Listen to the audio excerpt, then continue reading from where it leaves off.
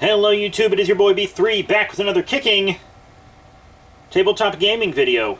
You know, I wasn't sure if I wanted to put this on the main channel as a toy review, or if I wanted to put it on this, the second channel, as a gaming video. And I decided since I'm going to use them for gaming, it's a gaming video, but they are kind of more marketed as toys. It is the Jada Walmart exclusive Dungeons & Dragons die-cast Beholder box set. Yeah, real good. So yeah, Jada released these 3 Dungeons & Dragons box sets of miniatures. And I picked up the Beholder one because it was $10 for this whole set. And Beholder minis are very expensive on the aftermarket and rare in the boosters. So I thought this is an easy way to get a nice Beholder that you don't even have to paint. For ages 12 and up, they are metal die cast. You can see that nice Dungeons & Dragons image on the back. Fighting that dragoon, green dragon I believe. Legal stuff. Top window. But yeah, let's bust these out of packaging. So here are all the miniatures out of package. We have right here Minsk and Boo. He's a human ranger, kind of an established character in D&D lore. We also have an elf bard.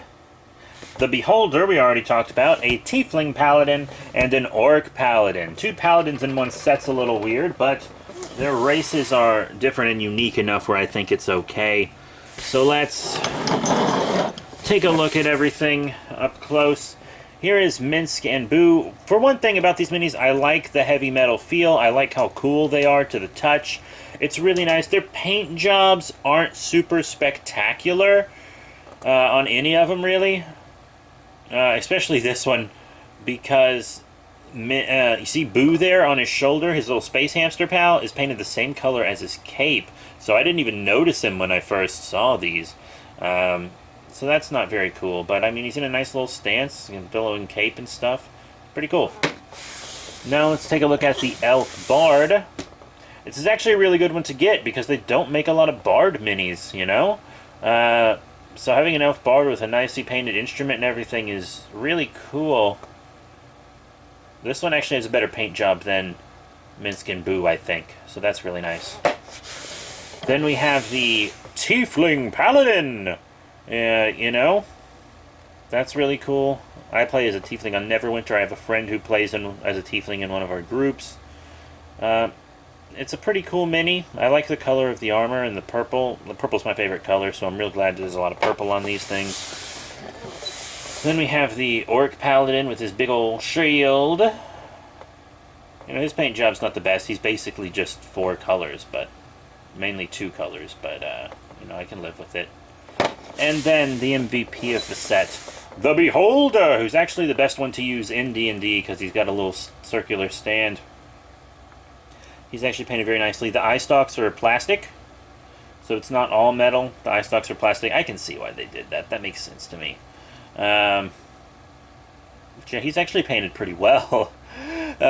This is a really good quality miniature. This set is worth getting just for the Beholder. He even has mouth space. You can stick a finger in there. That's really cool.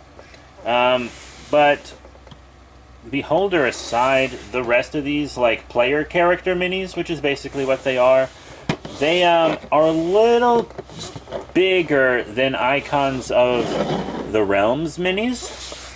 So they're actually not going to fit in with them, and they're going to take up a little more space on the gaming table in the little squares than you would expect. But to be completely honest, that doesn't super bother me. At all, to be honest.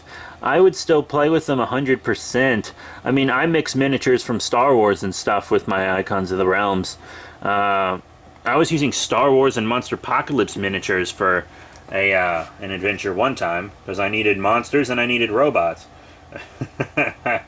So I was using that. I'm fine mixing miniatures like that. It's not a problem to me. But if you're more picky about it, which is also fine, going for more of an aesthetic, then this might not be the set for you for the player characters, but the Beholder will work great on the map. This set is worth getting for the Beholder alone. $10 for a Beholder. That's pretty Gucci gang. Yeah, so I guess that's really it for this Walmart exclusive Jada diecast Dungeons and Dragons Beholder miniature set. Will I get the dragon set and then just the player character set? Not sure. I probably won't. If you want to see them, leave a comment below and I might pick them up because they're really cheap. And it'd always be good to have another dragon, you know, even though I plan on painting a bunch of dragons.